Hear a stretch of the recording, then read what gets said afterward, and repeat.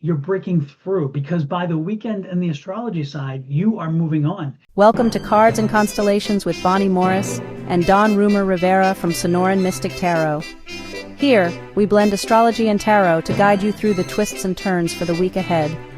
Don't forget to hit subscribe and share. Let's dive into your cosmic journey together. We start with the moon. This is the week of August 4th through the 10th. The moon this week on the 9th is full at 16 degrees of Aquarius. Now we need to back this up and find the new moon in Aquarius, which occurred February 9th of 2024 at 20 degrees. Then on November 8th of 2024, we had the first quarter moon where you did all the work for this project. And that occurred at 17 degrees of Aquarius. Now we're at the full moon where you can see everything. And if there's anything that needs to be changed or tweaked, now is the time to do it. And then pivot, turn away, and wait for the last quarter, which occurs on May 9th of 2026 at 19 degrees of Aquarius. And that's when we celebrate the success, turn away, and allow the project to move on its own. Next, we want to look at the void, of course. This begins August 5th at 8:28 a.m. Mountain Standard Time. And it starts at 29 degrees of Sagittarius. And then at 10:04 a.m., it enters Capricorn and the void ends. Wow, 2-hour void. That's normal. Next, we go to August 26th at 10:59 a.m. The void, of course, begins at 12 degrees of Capricorn. This continues until August 7th at 6:18 p.m. when it enters the sign of Aquarius. On August 9th at 54 minutes past midnight, the void, of course, begins at 16 degrees of Aquarius. Later that day, at 11:50 p.m., the void ends as the moon goes into Pisces. Now, on the last day of this week, August 10th, no, let's change that to the last few minutes of the last day of this week. At 11:54 p.m. on August 10th, at 13 degrees of Pisces, we start a void, of course. This lasts for 2 days. This does not stop until August 12th at 3:33 a.m. Thank you, Ms. Bonnie, for that general understanding of astrology for the week. Now, I'm going to go ahead and give you tarot real quick, and then Ms. Bonnie will come back and finalize things with her astrology for your specific sign. So let's get to it. Okay, Libra, let's take a look at tarot first. Then I'm going to hand you over to Ms. Bonnie, and she will look at the astrology side of your sign for the week. And then we'll get back together to discuss how they compare, or do they conflict. All right, let's start with your first card out, Libra. And your first card out is a 7 of Cups. Libra this week, confusion? Confusion much? Confusion, you say? On the bottom of the deck is a 10 of Cups. I'm loving it. Your energy for the week for your environment is happy. Your environment is a good place right now. Maybe it's because it's summer, maybe because it's bright and breezy. I don't know, but for some reason, your energy around you is very positive. Let's make sure we use that energy. Let's not let it go to waste, okay? This could be a bit of a problem, though, because when you're feeling good like this, sometimes your responsibilities are in conflict with your emotions. Sometimes that can lead to not so good. So you have to pay attention, okay? But the cool part is, and that's my concern with that 7, because the 7 of Cups is that lack of focus. It's like, man, I want to do this, and I want to do this, but I got to do this, and I got to. Sometimes you got to wash the dishes. Sometimes responsibility takes place. You got to wash the dishes. You got to clean the clothes. What are you gonna do? Throw them away and buy new ones? Man, if you got that kind of money, send it my way. Let's focus. So the week this week, your challenge is going to be to stay focused. And stay focused on what is important and what moves the ball down the field. Okay, and why I say that is because, again, there's responsibility and emotions pulling at you. That's what that 10 is saying. And so when that's the case, you have the things we have to do to keep our lives moving forward in a healthy way. And then there's that emotional side. How do we keep our family happy? How do we keep us happy with our family? And how do our friends stay in that same grouping with the emotional side? So again, holding the, riding that line. I love this here. This is a hermit card, and when that hermit card comes out, the hermit card, in this case, they call it the faith card in this deck, but the hermit card is one letting you know that you have, for the last few weeks, been having some redirection, and that redirection has put you in conflict sometimes. It has put you in emotional toil sometimes, but it also has brought you some enlightenment. And now you're on your path. You're getting back to your path. So that's what the clarity is, because again, you had the lack of clarity, lack of focus, because you were trying to find your path. You're trying to make sure you're on your path. And now you realize you are indeed getting back to your path. And so that makes sense, because that's why the good energy around you. When you are on your path, when you are on your destined path, you will find that life path makes things smoother. It doesn't throw up hurdles. Now, there are lessons along the way that must be taught and that must be learned. And sometimes they're taught, but not learned. I'm going to come back, I got to do that. But the point is that as we move forward through our lessons, we gain those lessons, and they can be difficult. But generally speaking, when you are on your life path, the rest flows easy, because again, it wants you to get to the next lesson, to the next thing. So know that that's the case. I love this here. There's Emperor card. You are loud and proud and in control. So this week, again, take control. You had lack of clarity. Now you realize you're back on your path and you're feeling comfortable. So take control and make sure you're navigating your way this week. Make sure that you are in control. Now, that Emperor has to, again, I'm going back to responsibility versus emotion.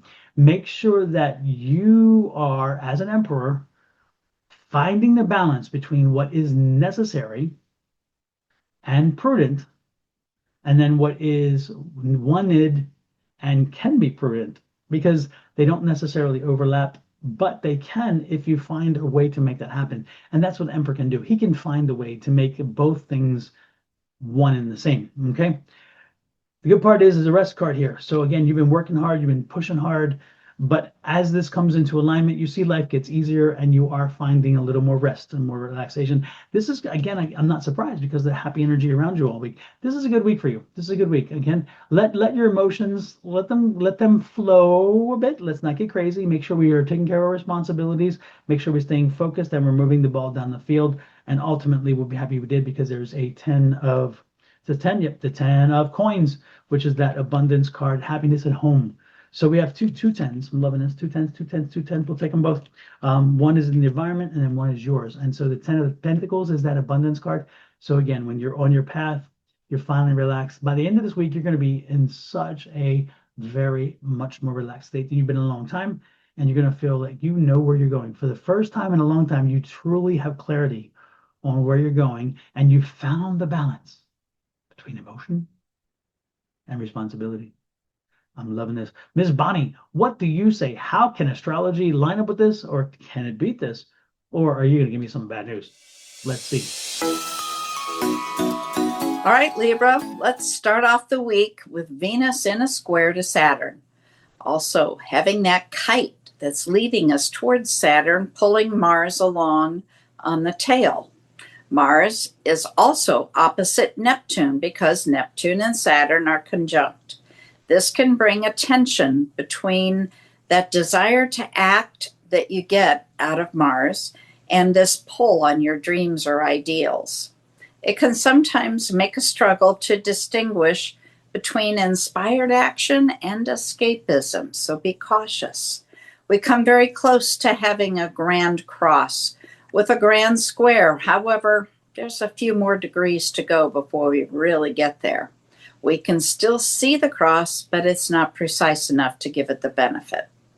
We have the oppositions between Mars and Saturn and the Moon and Venus. So you've got this tug of war between your feelings and your desire for romance. The choice between emotional comfort and relationship desires. That strong yearning for a connection, but you might feel conflicted about what you think that should be. Midweek, we see Jupiter go opposite of the Moon. So you've got your feelings playing tug of war with the planet of expansion, of good luck and good fortune. On Thursday, we're looking at Mercury in an opposition with the Moon, and also in an opposition with Pluto. So you've got all your feelings battling out with your mind. And then you've also got your mind battling it out for change. On a Friday, we see another kite. It's in the sky, not just the one we saw last week. This one is dealing, but it's in the opposite direction. So we have its head is going towards Mercury with Pluto and the moon on its tail. So we're feeling pulled, but in two different directions. We also have a mystic rectangle. A mystic rectangle is made up of, like you would think, two short and two long sides, but it's mostly harmonious energy. There are two oppositions inside of it between the corners. We have the full moon, sun, opposite the moon, yourself and your feelings going at it. Here, your mind, your identity, and your emotions playing tug of war. And at the end of the week, we still see those two kites. They've only moved a couple degrees. And we still have that mystic rectangle. We now also see Jupiter in a trine with the moon. So you have your emotions working with the planet, Jupiter, of growth and expansion, good luck, and good fortune. Well, it looks like there is some alignment with astrology from what Miss Bonnie is saying.